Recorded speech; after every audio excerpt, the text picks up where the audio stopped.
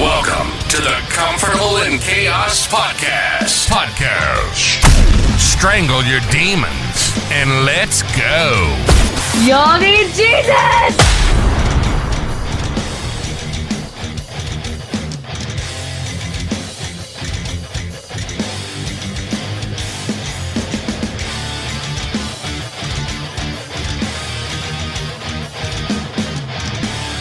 Help me if you can, I'm feeling down. And I do appreciate you being round. Help me get my feet back on the ground. On the Comfortable in Chaos Podcast. I am your host, Eric Hellberg, and you know we're like Einstein over here. We have no special talents. We're just passionately curious about all things pertaining to men. How in the hell did we get here, and where is it that we want to go? And this is the culmination of our 3-part series, and really the episodes I did last week, beginning with life in the fast lane. How do we start boiling things down to the essential, dropping the extraneous? Then we took a look in episode 1 of this series and asked, who is it that you are? Not what you are, but who you are. And then we went into part 2. And part 2 asked, are you sticking with the familiar, but dying inside? And or are you willing to experience a new pain? There's pain in the other, but a new pain in which to search out your authentic self. And now, for episode number 3, let's cut the chain off this motherfucker, this pit bull, right? What good is a pit bull that is on a chain? He's vicious. He lunges. He snarls. He doesn't do too much barking. He's just ready to go, right? That's what distinguishes a pit bull. But if he can only go so far, where's the harm? Just move about and move around him. Let's cut that chain, man. And let's begin by saying, how about this?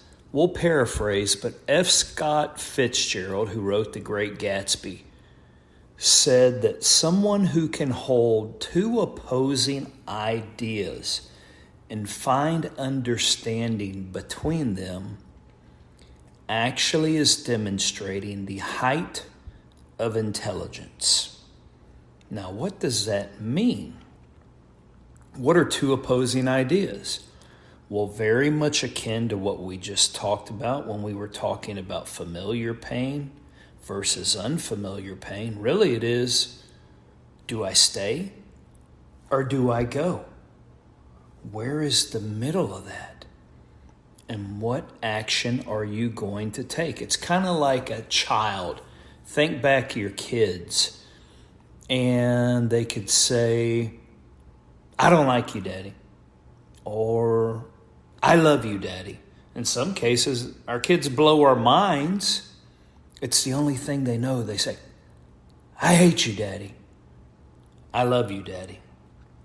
There's no in between. Their minds cannot fancy and or distinguish between those. So they say what is just simply simple.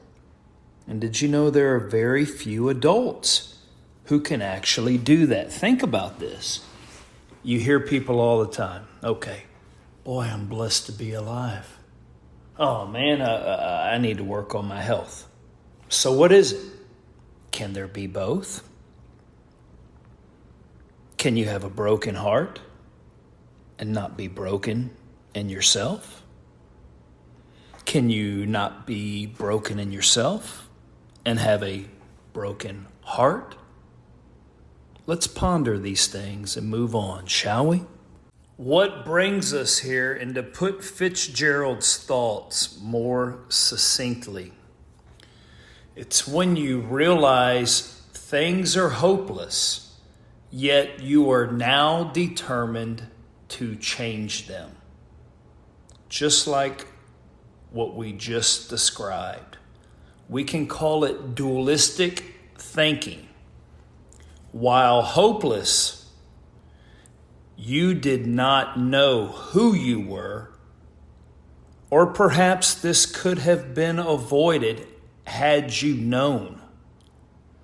But now you have looked in, and you have looked up, and you know how the Lord views you. I described that in a previous episode. You're perfect right where you are at. And these previously negative caricatures of yourself are no longer casting their dark shadows upon you. This enables your heart to start pumping again and your mind to start firing. Those synapses are working. That's called creativity and thought.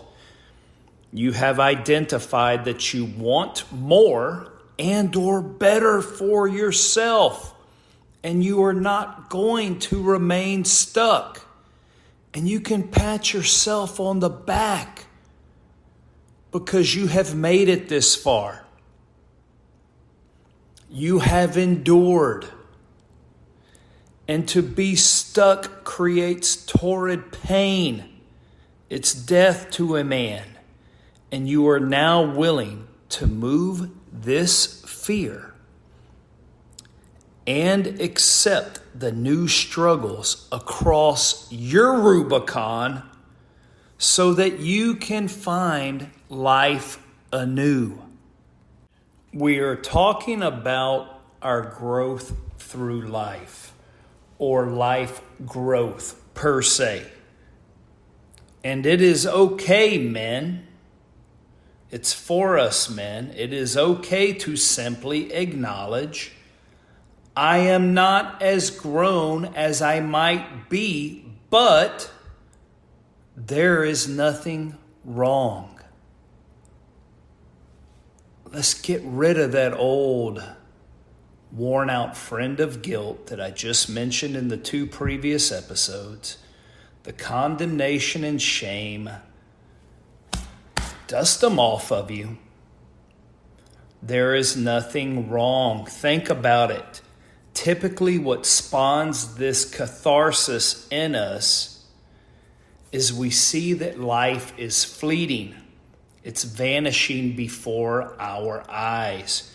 And we know that we are growing older. Doesn't matter if you're a young listener, much harder for you to see. If you're in my spot at 53 or one of my listeners who is older,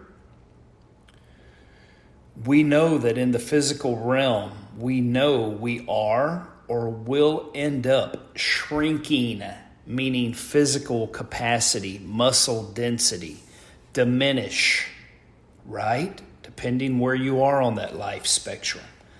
But emotionally and spiritually, we can keep an upward trajectory and just get stronger, men. So now your question is, can I continue to just grow? Well, of course you can. So let's do that, guys, and let's do it together. You are not alone. Talking about these things, you will find it very relational with other dudes that have gone through a myriad of these things that you have just never opened up about. And that is why we are sharing this journey. The best antidote, meaning the best medicine for what ails you, is for you to become rigidly authentic. Simply put, learn to be yourself. And you will be so much more content with you. You will have better clarity. Your decision making will be so much more refined and precise. And guess what? So will all the others be more content who actually choose to be around you. So until next time on the Comfortable in Chaos podcast, I am your host, Eric Hellberg, and I bid you bon voyage, my burgeoning flock. Until next time, like and subscribe to the Comfortable in Chaos podcast.